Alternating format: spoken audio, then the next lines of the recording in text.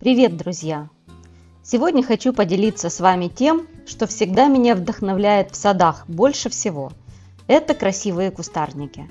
Знаете, деревья – это кости сада, цветы – эмоции, а вот кустарники – это характер. Они задают настроение, создают уют, выделяют зоны, закрывают некрасивые места, а некоторые просто влюбляют в себя с первого взгляда. Я собрала для вас 25 самых красивых кустарников, которые украсят любой сад. Эти растения проверены временем, климатом и садоводами. Я расскажу о каждом так, будто вы со мной ходите по саду. Где лучше посадить, какие сорта выбрать, что они любят, а что категорически нет. Так что устраивайтесь поудобнее и поехали. И начнем мы с айвы японской, Хиномелиса. Тем более, что сейчас вы видите отрывок из моего видео об очень известном польском питомнике Шмидт, который мы посетили весной. Ссылка на видео под видео. И вот как раз мы можем полюбоваться этими замечательными кустарниками во всей красе. Еще вокруг все сонное, мартовский ветер холодный, трава серая, а Хиномелис уже стоит упрямо и уверенно, разбивая холод яркими вспышками красных, оранжевых или коралловых цветов. Кажется, будто весна торопится и посылает первую разведку. И это всегда именно айва японская. Когда она цветет, невозможно пройти мимо. Айва японская – один из самых выносливых декоративных кустарников, который выдерживает холод, ветер, плохие почвы и при этом цветет как сумасшедшая. Сегодня есть много сортов, и каждый по-своему прекрасен. Скарлетт Шторм или Пурпурный Шторм – огромные темно-красные махровые цветы, один из самых эффектных сортов.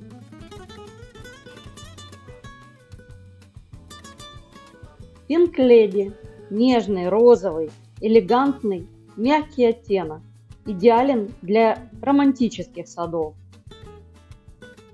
Оранж Трейл – оранжевые цветы, выглядит как живой фонарик, очень обильно цветет.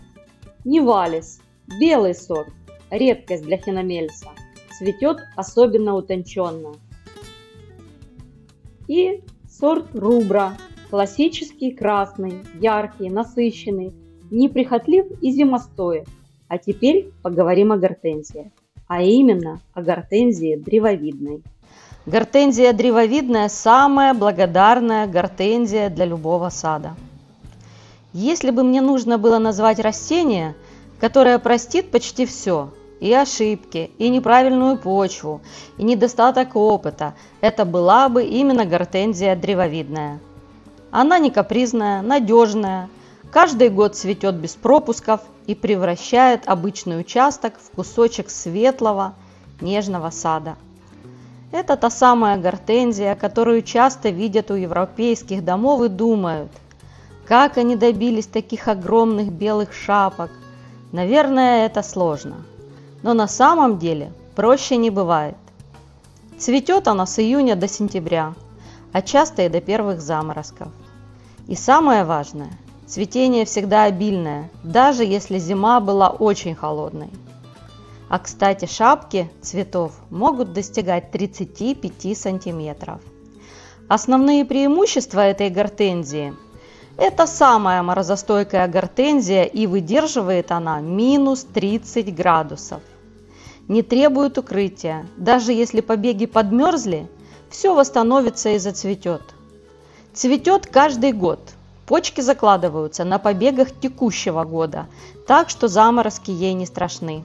Кстати, сейчас есть сорта не только с белыми цветами, но и с розовыми, как, например, Пинк Аннабель. Следующая – гортензия метельчатая, королева позднего лета.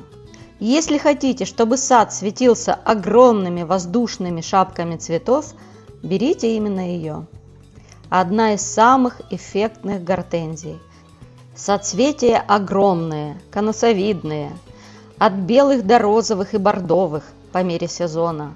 Сейчас появилось огромное количество новых интересных сортов и от голландских, и от французских производителей, так что выбор зависит только от вашего желания. Используются метельчатые гортензии как солитер, групповые посадки, на миксбордере с травами и декоративными злаками, и все чаще из них создают живые изгороди. Ну и еще одна красавица гортензия. Гортензия крупнолистная. Садовая классика с крупными шаровидными цветами. Она более капризная, но если вы добьетесь цветения, это любовь навсегда. Особенность этих гортензий – цвет зависит от pH почвы. Голубой в кислой, pH 5-6, розовый в нейтральной.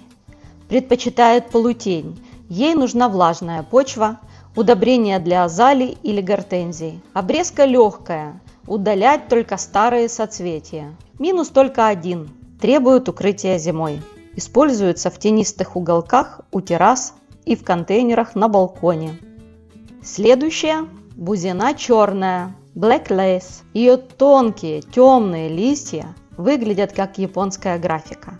Летом расцветают розовые ароматные зонтики, а осенью появляются декоративные плоды. Чернопурпурные листья и нежные розовые цветы – роскошный контраст. Она неприхотлива, предпочитает солнце или полутень. Отлично смотрится как фон для светлых многолетников. Дальше – барбарисы Тунберга. Если хотите цвет в саду не только во время цветения, берите барбарисы. Миллион сортов, и каждый красив по-своему. Существует множество сортов – красные, золотые, пестрые. Совет: не бойтесь сочетать барбарисы разных форм, получаются идеальные бордюры.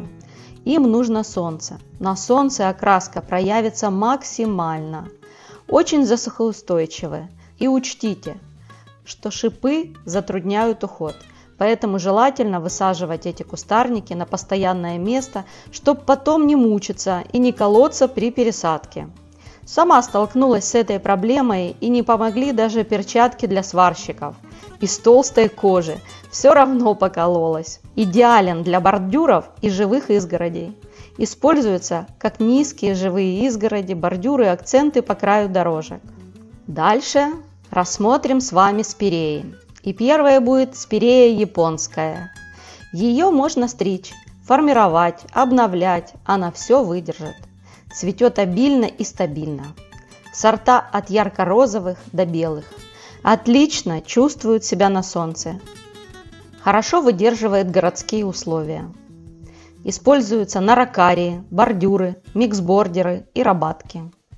Знаете, есть такие растения, которые не просто украшают сад, а создают настроение. Это спирея вангута и спирея сливолистная. В народе их называют невеста, и вы мгновенно понимаете почему. Весной они превращаются в роскошный белоснежный шар или каскад, словно покрытые кружевом. Итак, начнем со спиреи вангута. Более крупная спирея с эффектом водопада из белых цветов. Цветет в мае, и это отличная весенняя точка. Совет: если нужен вау-эффект, посадите 2-3 штуки рядом. А теперь поговорим еще об одной великолепной спирее. Спирея сливолистная. Это мой фаворит среди спирей. Она просто необыкновенная. Стоит вам один раз увидеть, как она цветет, и вы обязательно захотите ее приобрести. Это куст, который превращается весной в белое облако. Очень редкий вид спиреи, красивейший кустарник с белыми махровыми цветами, похожими на маленькие розочки 1 см в диаметре, с изящно изогнутыми дугообразными ветвями, которые целиком покрываются цветами, так что не видно ни веток, ни листьев. Переходим к следующему кустарнику. Пузыреплодник калинолистный. Самый неприхотливый декоративный кустарник и отличная замена барбарисов там, где колючки нежелательны. Разнообразие расцветок от бронзовой до золотой. Этот кустарник невосприимчив к большинству болезней. Место предпочитают солнечное, к почве не требователен, полив в жару обязателен. При пересыхании почвы молодые побеги моментально вянут. Благодаря высокой устойчивости к городским условиям неприхотливости и быстрому росту он является популярным растением для озеленения. Следующее – дейция. Куст для тех, кто любит буйное цветение. Цветет очень обильно и эффектно в мае-июне. Растет на солнце и в полутени. Ну и следующее – это форзиция. Да-да, всем известная форзиция. Цветет она раньше листьев. Один из первых кустарников, который цветет весной. Требуется много солнца, обрезка сразу после цветения. Обрезайте после цветения, иначе не зацветет в следующем году. Следующее – Будлея Давида. Кустарник бабочка. Его любят и пчелы, и бабочки. Представляет собой красиво цветущий кустарник. Длинные метелки привлекают бабочек и пчел. Предпочитают солнце и дренированную почву. Весной нужно сильно обрезать на 1/3 или даже на 1/2. Это стимулирует новые соцветия. Ее часто называют летней сиренью, потому что цветет она тогда, когда настоящая сирень уже давно отцвела. Итак, следующий – рододендрон. Император садов. Огромные эффектные соцветия, часто вечно зеленые. Шикарный акцент весной. Для него нужна полутень, кислая почва, pH 4,5-5,5 и мульча из хвойной коры. Очень чувствителен к сухости, нужен регулярный полив. Удобрения для вересковых. Обрезка минимальная, удалять только отцветшие соцветия и слабые побеги. Используют как на тенистых рабатках под деревьями, как высокие акценты для создания живых изгородей. Некоторые виды рододендронов, например, рододендрон аденса или кавказский, применяются в народной медицине для лечения сердечно-сосудистых заболеваний, головной боли, а также как мочегонное и противовоспалительное средство. Переходим к камелиям. Камелия – это королева зимнего сада. Если есть растение, которое делает сад элегантным, почти аристократическим, это камелия. Когда она цветет, создается ощущение, будто зима и весна заключили перемирие. Вокруг еще туман, сырость, иногда падает снег, а камелия раскрывает идеально ровные лепестки, как фарфоровая роза. Это растение-легенда. Камелии выращивали в императорских садах Японии, и у меня на канале есть много видео о цветении камелии от моей подписчицы из Японии. Их обожали европейские дворяне, ими украшали зимние оранжереи в Англии. Сегодня камелии стали доступнее, но остались такими же роскошными. Самое удивительное, камелии цветут в то время, когда большинство растений спят. Есть камелии, которые цветут осенью, октябрь-декабрь.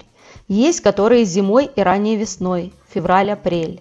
Именно поэтому их называют зимними розами.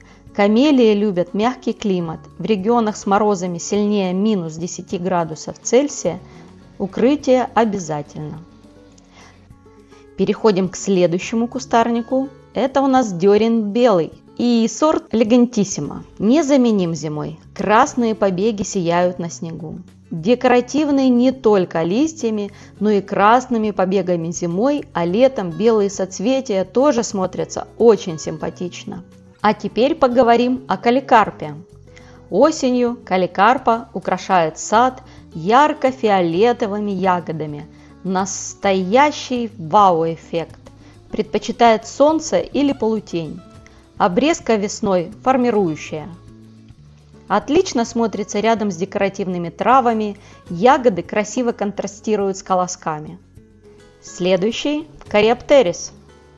Еще его называют поздняя лаванда, синие соцветия в конце лета. Очень ароматный, растет на солнце, почва допустимо бедная или сухая, полив минимальный. Весной укорачивают на 1/3, 1/2.